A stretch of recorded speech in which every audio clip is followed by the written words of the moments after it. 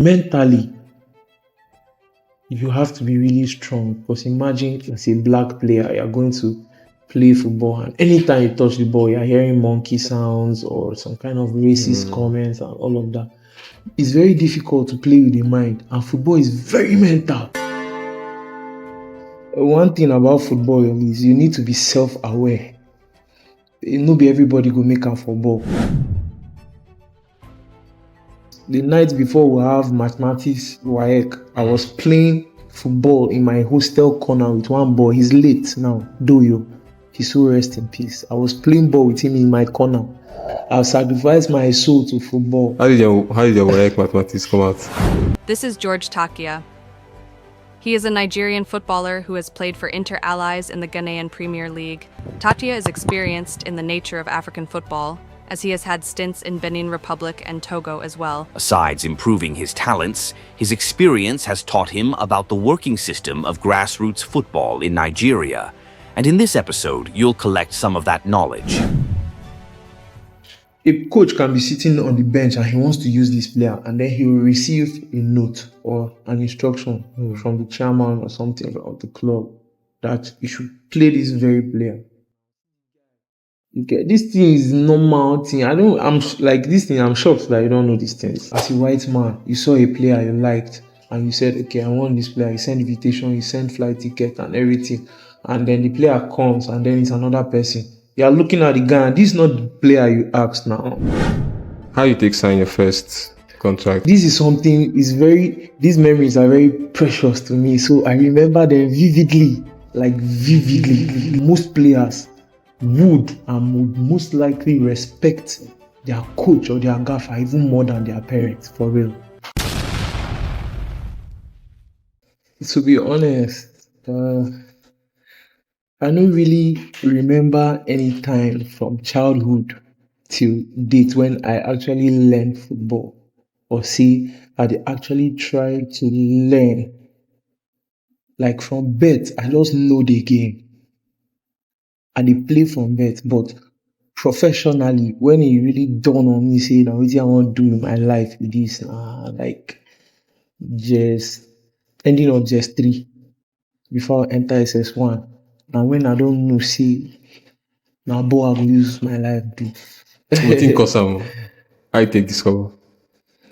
Well, now around that period, I've been losing my father, and for my family, he will be like the only major support of my career. So when he died, I even need to change school, so I can't face a lot of challenges. So I've been can't really see like, oh, this thing now something really big globally, and a lot of people will not even get the talent like that they play professionally. So I say, because one thing about football is you need to be self-aware. No be everybody go make am for ball. No be lie. Me myself, I still did the journey. You dey feel me? Yeah. So it's just basically about just mindset. From then I knew, like I was always telling my secondary school mates, the night before we have mathematics WAEC, I was playing football in my hostel corner with one boy. He's late now, Doyo. He's so rest in peace. I was playing ball with him in my corner on the night before I had mathematics WAEC. I've sacrificed my soul to football. How did your WAEC mathematics come out? I got the credit. That's good enough now. Yeah. Well, I have this question. When I was in junior secondary school, there are these friends. No, they're not friends, they're just my mates. There'll be 2 brothers, one are my classmates, the other one are a younger brother.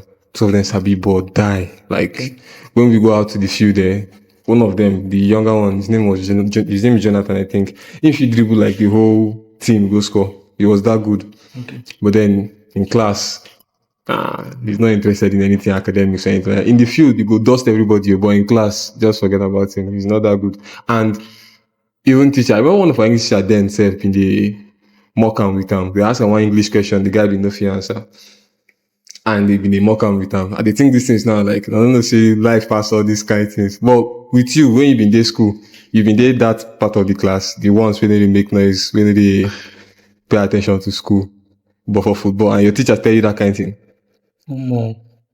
Me, I know the lie. For school, I'm a terrorist.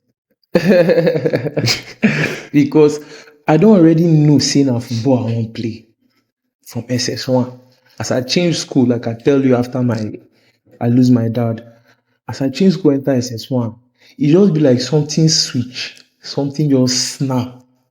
Bro, as I finish secondary school, till today, I've not done anything educational, bro, other than football. For real.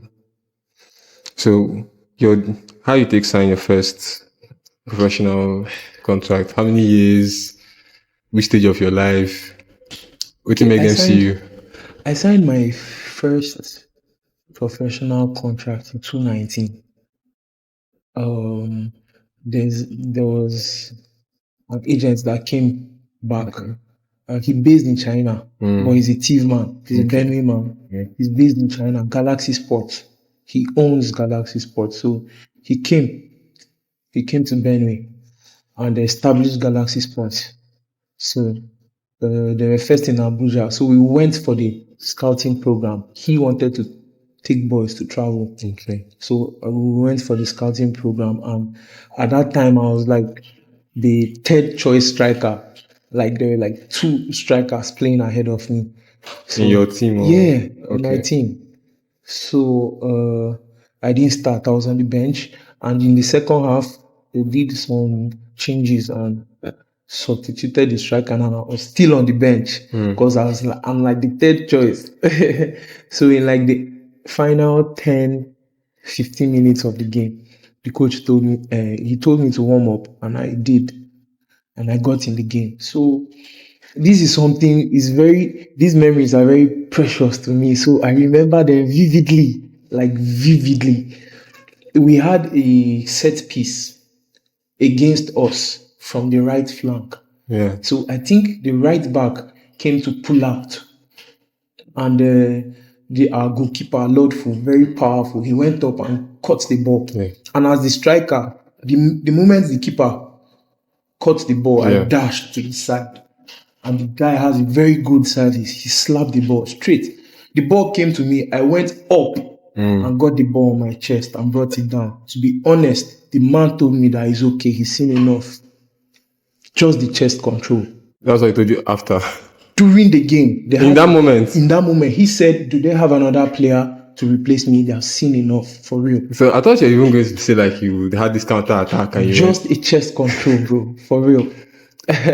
Okay. And that was how I got selected. And the next thing, initially we were supposed to go to China, but he delayed. So we went to Ghana. He took the whole team from Nigeria to Ghana. And we're in Accra. So we're going around tours, playing friendly matches, played with Premier League teams in Ghana. Even outside Accra, we went to Kumasi. We played a lot of friendly games. And one of the Premier teams saw me and invited me over to their training for a tryout. Okay. Yeah, that was Inter-Allies. So I went there and I played. And funny enough, I played just once.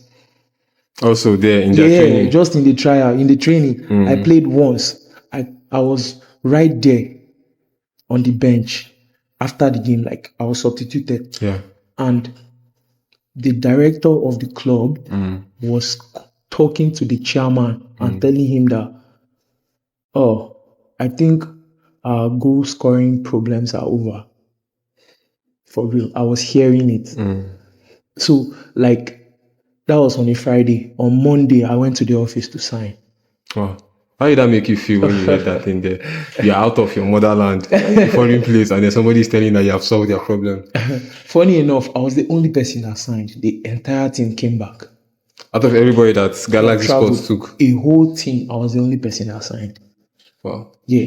And I just went there and signed. Like, there was just negotiations. I went there in the morning. There was a lot of negotiations because it was my first professional contract. And I'm coming straight from academy directly into the Ghana Premier League. Who was Who was in charge of your negotiation? My agent at that time.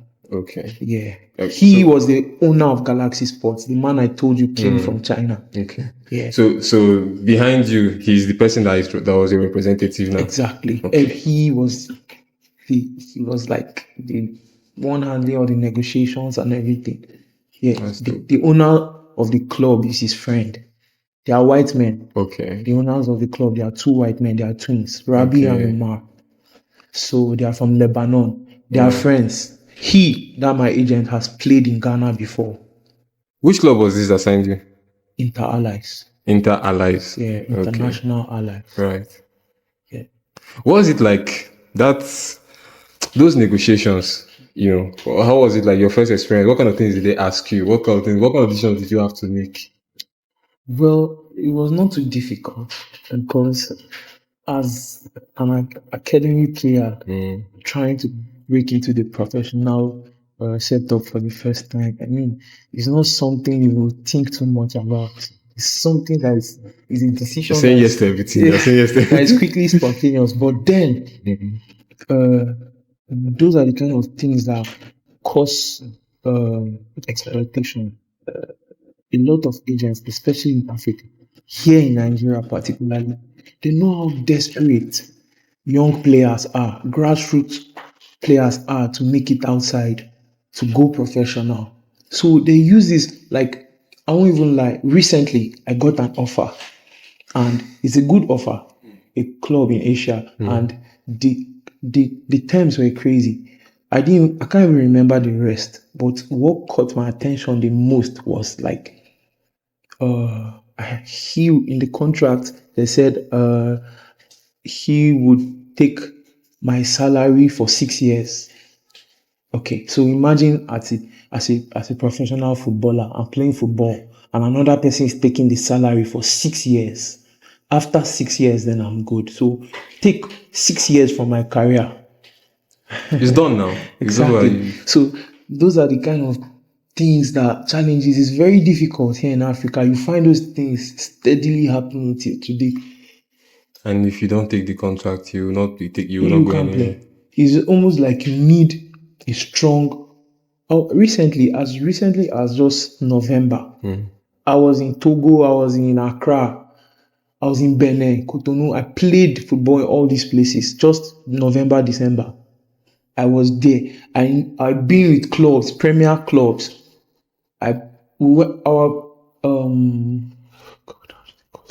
Our preseason was in Accra. So, but imagine we're at the verge of you're with the club, Yeah. and you're at the verge of signing, and then a godfather sends a player from somewhere and they drop you. That's like something that sounds like a story, Yeah. but it's real, bro.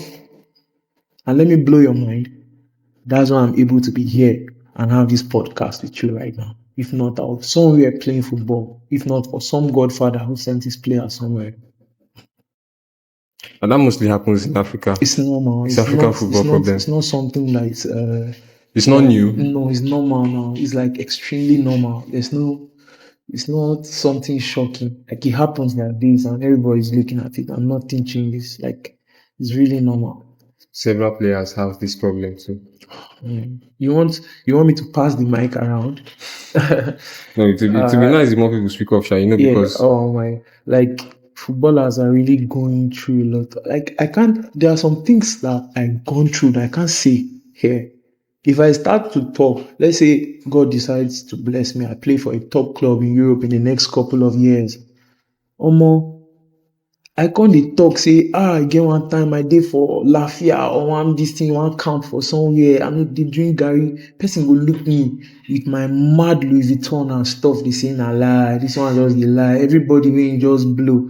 They can't talk, say, it's suffer, all this kind of stuff. It sounds unbelievable, but man, if you knew the kind of stuff footballers go through, I don't want to say. Aside the I don't want to say, bro. Aside the agent one, I know say normally that's one of the first things that players would complain about, because for you to even leave the country, once middleman there, he will want to eat as much as he can from you as a player. But which other problems there? with they hold back. Apart from the agents now, what else can we blame for lack of export of players? There's, okay, for instance, uh, where I happen to train currently, we're doing a drill, and I think I remember there was a point where the coach said we should play one touch. So I'm like, if you look at football, if the ground is level, you can easily play a one touch because you don't need to overthink the motion of the ball. Oh, yes. Yeah. So you know that it's coming here and you hit it here. But looking at the pitch where we were training and the instruction was to play one touch, if a pass is given, even as short as 5 meters, it will wobble uncountable times before it gets there. Yeah. The pitch is not good enough for us to be able to properly deliver our quality. There's a lot of players that I even heard that they stopped football because they don't have boots. Can you imagine? Like, there's some people that they say their parents fought against it. There are so many challenges. Like, I don't want to even talk about me personally, but if you want to talk about football, it's difficult. It's difficult, especially here, this part, Africa, like Nigeria. It's so difficult. If you don't know someone who knows someone, it will be difficult. You can't play. Is that the same case in like Super Eagles and all the tiers up until like all the under 17s, 23s and the up until Super Eagles? How bad is it in terms of fixing people and not really following talents? It's difficult to find in Europe in the right man's land. It happens. It can happen. It's been happening. We constantly watch players on screen that don't really deliver the quality of their hype. Yes. A lot. I have my own opinion about fooding itself. We'll talk about that one. This guy, this one really hate on fooding. Which club do they support? I'm Arsenal fan. No wonder why they hate on fooding. I don't see your I best don't hate player on for fooding. the I just think Saka is better than Foden now. Is he? I think he is. In fact, I'm sure he is. What has Foden done this season? In my opinion, no. If I'm not in my opinion, everybody knows. Like, he's What dead. has Saka done? You're asking a question that we'll get into. Sorry, sir. My apologies. But honestly, I mean, in Nigeria, like, any normal player hoping to make it big, even if you don't go to Europe to play for a club in Europe or outside your country, there's also the part of the national team. Yeah, from the national team, you can now actually go and play those tournaments.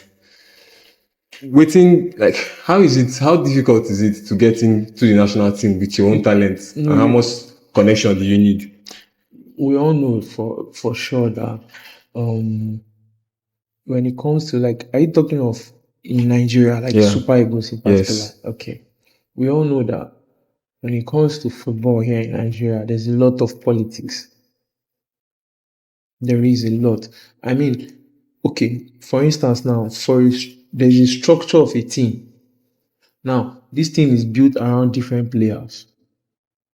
Now, this team is they have a task. They have an objective. For instance, let's say AFCON qualifiers, or like now, which one are they playing now? World Cup.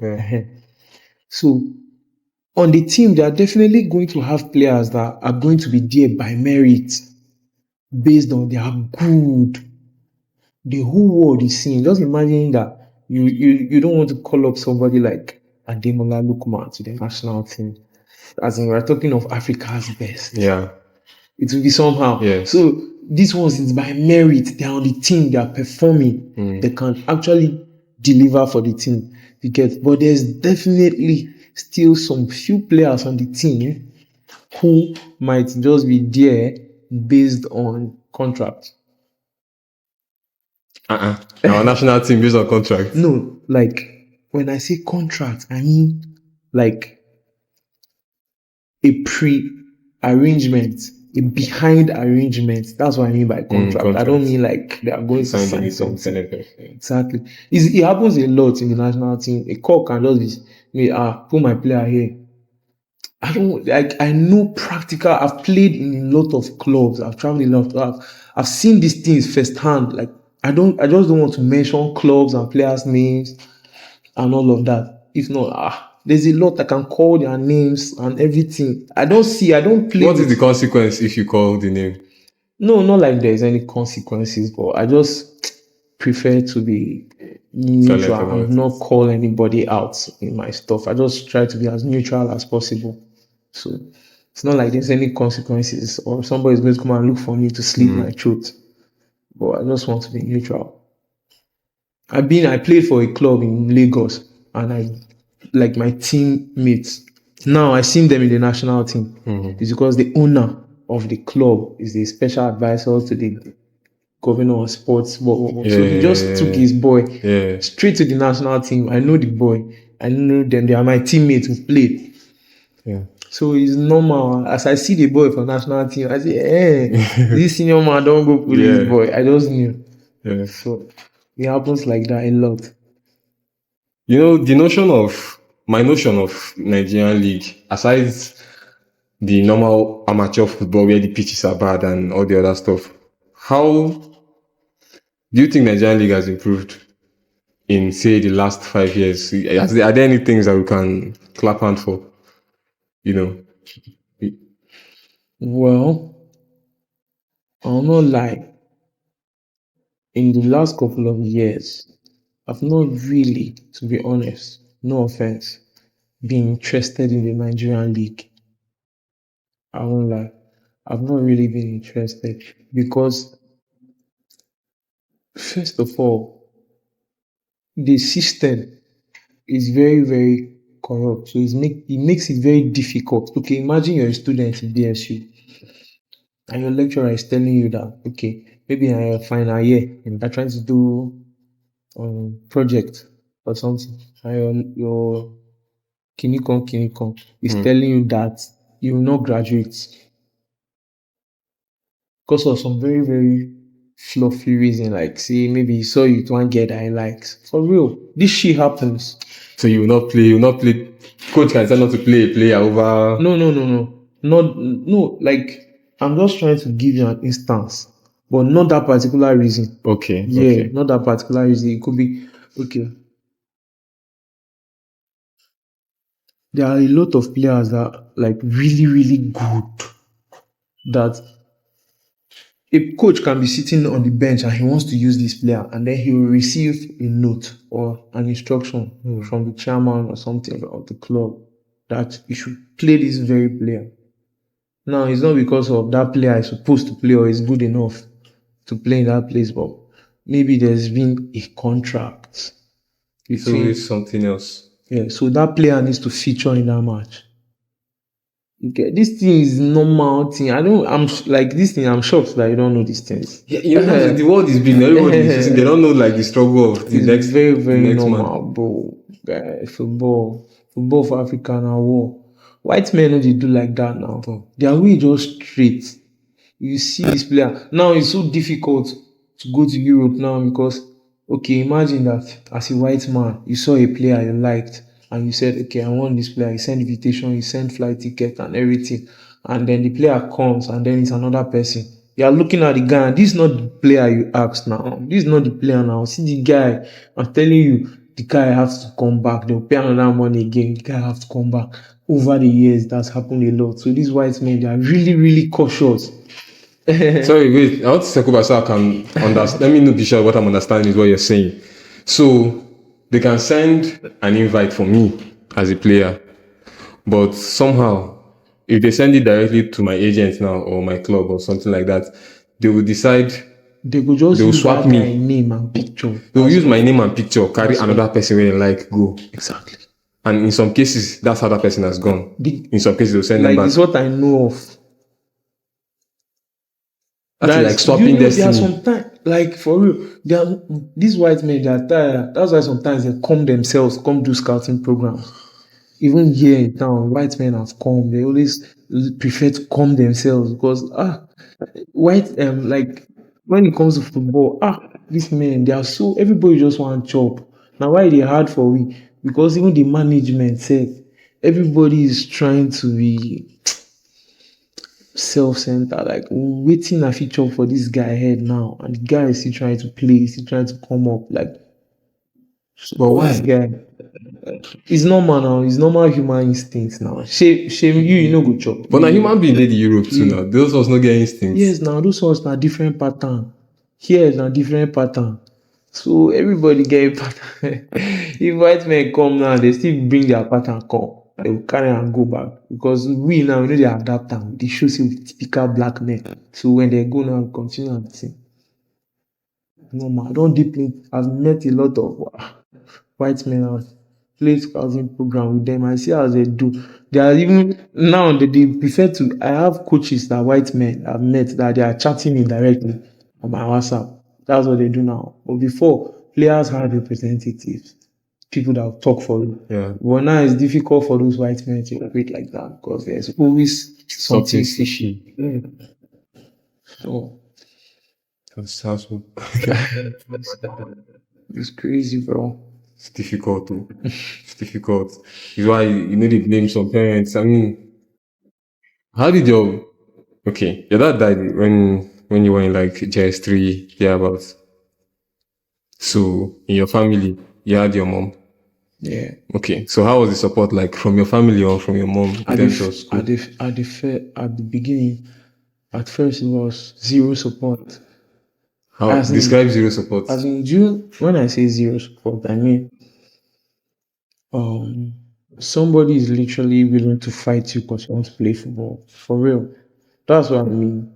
That's why my dad always meant a lot to me because he was the only person I really I hadn't even reached that age yet.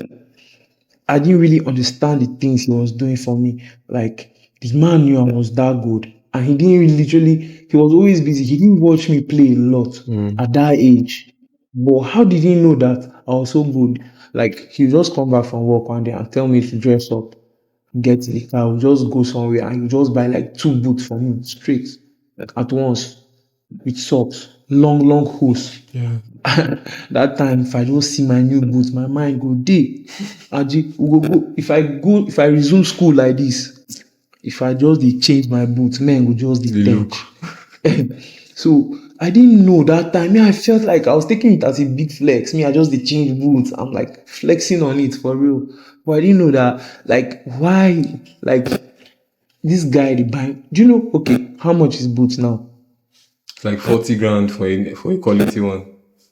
Bro, to be honest, I cannot remember the last time I wore a boot of 45 grand. For real. How much boot have you now? No play. Like right now, the least I've used is 55. And for real. Your father set that standard for you by making you used to quality boots. At that time, it was not about the quality. At that time, it was about the intention, the vision, like what he was seeing. Okay. I couldn't see it. I was just enjoying the moment. Like, let me flex with this stuff. Child now. Yeah. But I didn't know that my dad was like seeing that it's possible that this guy can play football. So he's buying me boots. So it's just the message is clear. Yeah. He didn't used to say a lot. He didn't used to really talk like that. But he just had his way of showing me stuff. So growing now, and when I look back, I'm like, the guy he really means a lot to me. Because at that time, I didn't even realize yet, but he was already supporting. Imagine I had already known how to play and I had become like of age to play. Imagine. So, but it's quite unfortunate, but we are still chasing the dream. It's one of those losses where you feel it afresh every single time you get a new realization. Because you can't even, there's no way you can say thank you, but every time it dawns on you that somebody was investing in your future from the past. Well, there's a way I can say thank you. And he was a Chelsea fan. Mm-hmm. So I really, really, really, really, really want to play for Chelsea because of him. I have 2 reasons. 1, because of him. 2, because of Didier Drogba. That's my icon. So I'm going to assume that's your mentor. That's my mentor, Didier Drogba. That's him right there. Because it's funny how far we've gone so far in this interview, and I've never asked you who who your mentor was and That's who him. you're like adapting your play style. DJ Drogba. That's my mentor. Like, how can you be so influenced? That nigga stopped the war with football. Like, Do you know that's so cool. I idolize that guy. Do you know the full story of that thing? And I just saw the headline. Yeah. A bullet has not been shot in that zone since the day. What did he do exactly? They were supposed to play a game in that region. Okay. And it was like a war zone or stuff like that. So they wanted to shift the match and he rebelled. He said, no, they played it. And so all those rebels were warning and threatening that if they play the match, they're going to cause chaos and all of that. And Drogba said, oh, play there. So they came and they played. And those rebels were literally still watching the game with their weapons. And after the game, Drogba approached them. Like straight to the rebels with his armed captain band and all of that. And he was like, oh, Premier League icon, you guys idolize me and all of that. And I'm here and you people want to destroy everywhere. Like he literally like spoke to them. And bro, from that day till today, they've not shot a single bullet in that place. That's how war finished, that place. Because Drogba said they should kill him. If they cannot kill him there, then there's no war. And for like, that's so crazy. Yeah. Like when I think of it, I'm like, who is this guy? And then I don't even want to talk about the things he's done in the Chelsea shirt. I don't want to talk about it. It's funny how you went off the pitch first. Like his off the pitch influence, which is, I'm sure this one happened after his retirement, or at least after he left Chelsea. Yeah, definitely. So you that kind of definitely not in his prime. It was close to the ending. And that's the kind of impact you would want to leave or you'd want to have on your community. Exactly. Why do you okay, the answer to that, I think you would say your dad, but aside your dad, what other reason do you have for professional football, for wanting to make it, for wanting to choose that life? The moment I tie my boots, all my pains go away.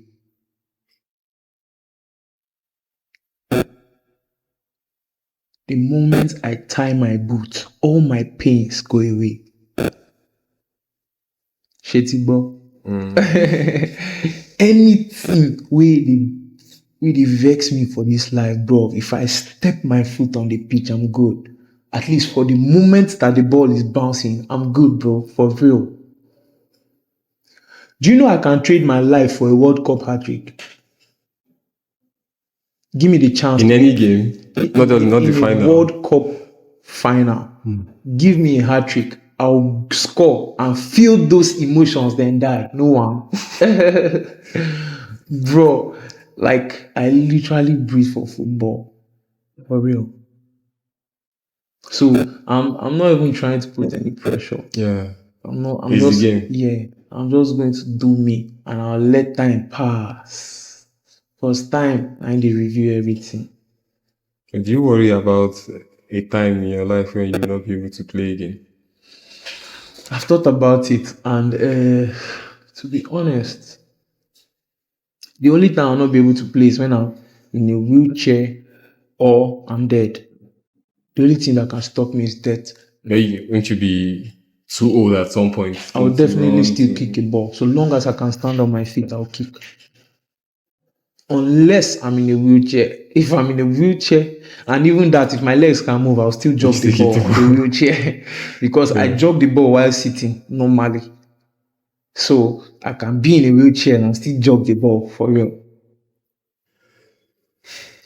You see, you know Deco, the footballer Deco that is now an agent. Yes, you see that kind of transition from one side of football to the other.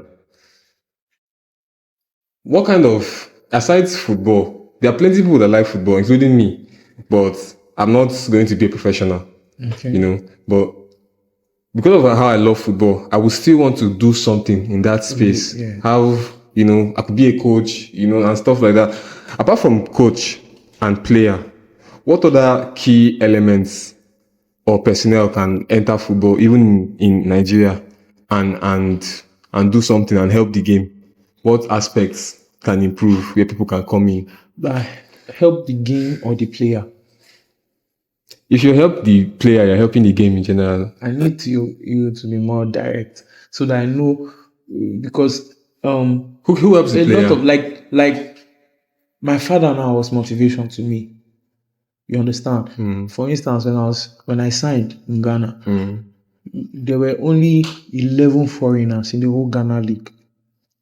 Like the whole In the entire league. there were only 11, and we were two Nigerians, me and Godfrey, Okay. and the two of us were team boys. Or you play for different clubs? We played in the same club. Okay. As a matter of fact, it was the club literally asked the academy I was playing for here for another striker like me, Okay. and that's how he came Got assigned. it. Okay. So, like, is The thing is, I want to know what you see how agents have their own work, even if they might not be doing it well in this part of the world now.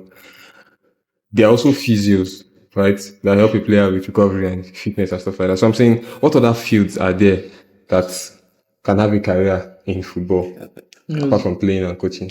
no, there's a lot. There's a lot of people, because it's very difficult to believe in what you don't see, especially you yourself. There's a lot of people that doubt themselves rather. There's a lot of people that live in disbelief. They don't believe in themselves. They lack confidence. That's not me. I'm not the kind of person to be associated with the word panic or fear. Nah, I have great belief. Great belief. Now, that has to play like 90% of your success. That has to play like a 90% role of your success. Your self-belief will play 90% of how much you'll be successful in football. Because when you sleep and you reason, or you don't even need to sleep, you picture yourself. Like me, I can't count how many times I've actually seen myself play in Europe. Like, even put myself in scenarios where I'm scoring and all of that. It's easy to imagine. The game is sweet. So it's very imaginative. You get. So if you need to believe, because imagine you sleep and you dream and you wake up and you tell me, Lion, bro, this is what I dreamt. I go away. Okay, bro. Then after a week, you come to me, I'm like, bro, do you remember that my dream I told you last week? Bro, how will I remember your dream, bro? When me, myself, when I sleep and wake up, I can't even remember my own dream. Yeah. So it's like your imagination will only become solid if you believe it. It's the belief that is the ingredient to materialize what you see in your head. So if you can be able to believe, bro, it sounds easy, just believe. Just believe until when you are in one camp drinking Gary for 2 weeks and there's nobody to call for urgent 2K. When you've been on the road for hours to go and sleep in one classroom for one scouting program. That's when you know it's difficult to believe. In those days, will you still believe?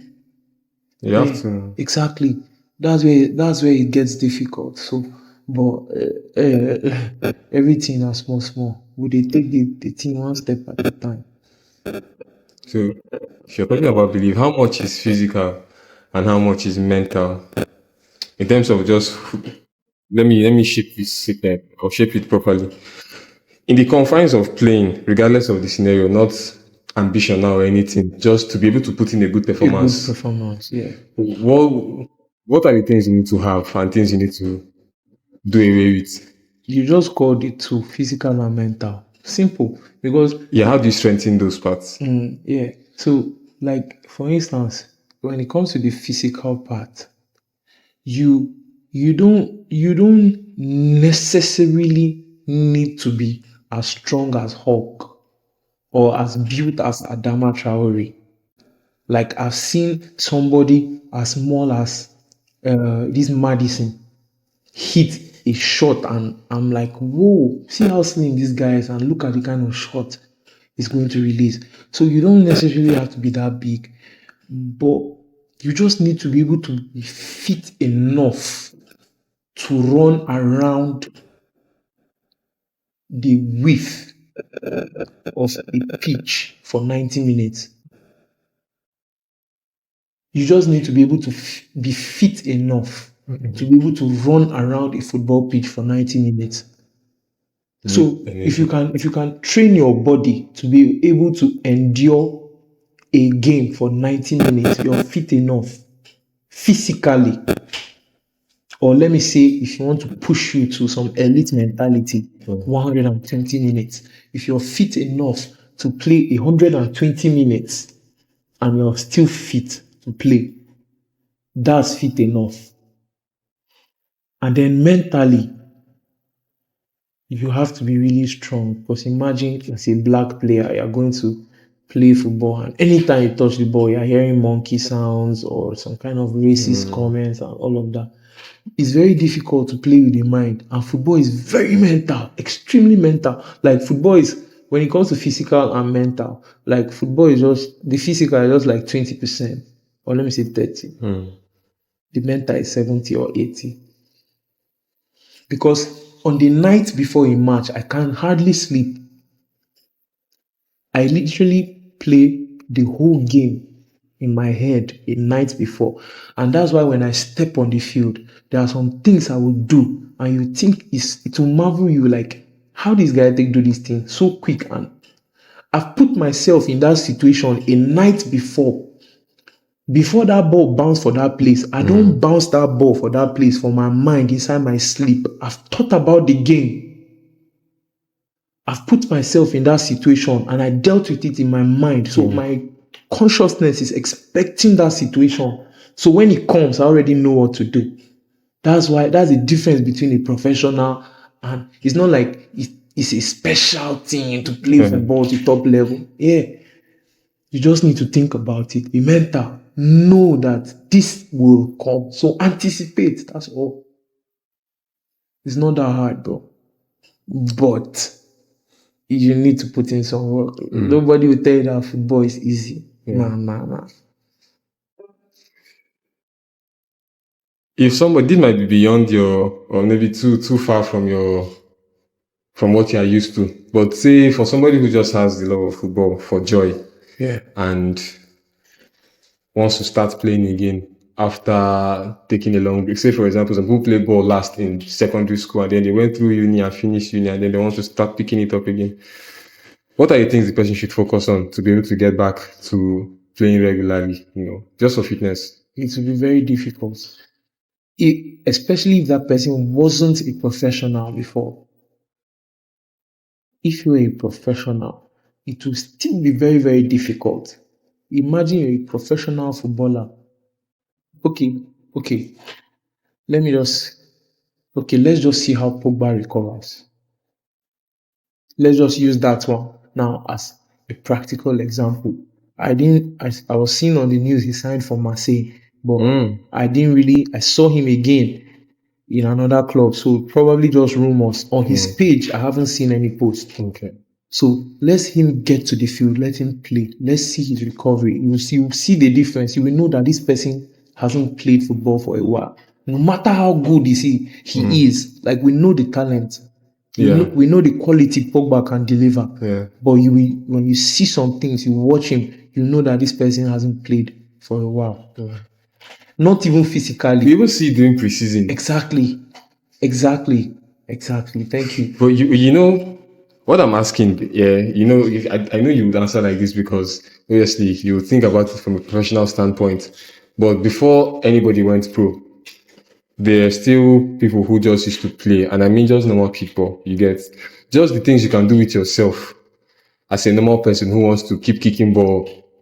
You want to resume kicking ball on a regular basis after you stopped. Well, I would strongly recommend going to the gym. Landscape. I would strongly recommend going to the gym. The gym is a very good way to recover physically. First, for instance, me, if I play with a club and we go on break, and we're supposed to resume. A week before, I hit the gym. What kind of drills? A lot. There's a lot of drills, mostly endurance and cardiovascular, just to open up. Yeah, we'll come to all the physicals and all the stretches and all the tactical playing. When we get to the team training, we'll handle all of that. But basically, what I might be lacking at that period is fitness. So I focus more on the endurance and try to boost up the fitness. So when we come to the team, we'll also do fitness in the team. We'll also do fitness in the team, all those physicals. There are some clubs that on Mondays they don't even touch the ball. It's just a lot of sprinting, running drills, and all of that. I told you about this story. I don't know if I mentioned it to you. There's this thing that St. Joseph that when I went there one Monday.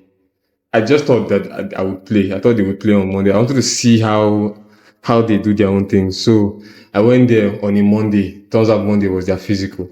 Okay. And I joined them. It was just a whole lot of running. Just a fuck ton of running, man. There was no, we didn't even kick the ball once. They put us in groups, you run, sprint from here to here, sprint from here to here. And there was just so much running that I started feeling something. I almost got injured. And I stopped. I was gutted because I think they would think I was tired. But I was feeling there's this muscular pain I was feeling just like above my tendon, I think. Okay, so did they end up playing or after all the... No, the following day was for playing. So I went there the following day. Yeah. So that Monday they didn't play at all? No, they didn't play at all. It's normal here. A lot of clubs here do that, but then the clubs, when they do the physicals and all of that, they end up just playing a little, maybe a corridor game or a small possession game just to free your legs after the whole stress of the sprinting. So it's normal. It's not really anything surprising. It's normal. Football money is not easy. I always thought I was fit. But the good thing is, okay, like seeing Europe now, they do all of that too, but they find ways to modify these trainings. They make them so interesting that you don't even know that you are stressing. You don't even know when you are tired. It's so mentally demanding. Yeah. It's so I don't know the word to use. You have to think a lot. So while you're thinking, you're burning energy, but you focus more on the mental. Mm-hmm. So imagine that you have to sprint, take this color of cone here and do this and take here before this person will get here. So you're sprinting, but you're paying more attention on trying to get those colors in check before this person. So your lungs are opening, you're sprinting, but you're not really thinking of it. Yeah. So these men, they just find different ways to modify trainings to make it so easy for players. So that's where inside, you will know inside player there, and inside coach still there. Yes. And you get some coaches where they will put something for your body. You could know say charge is there. You could be so motivated to work. So sometimes that really goes a long way for a footballer when your coach or your gaffer or your manager can really motivate you. It means a lot.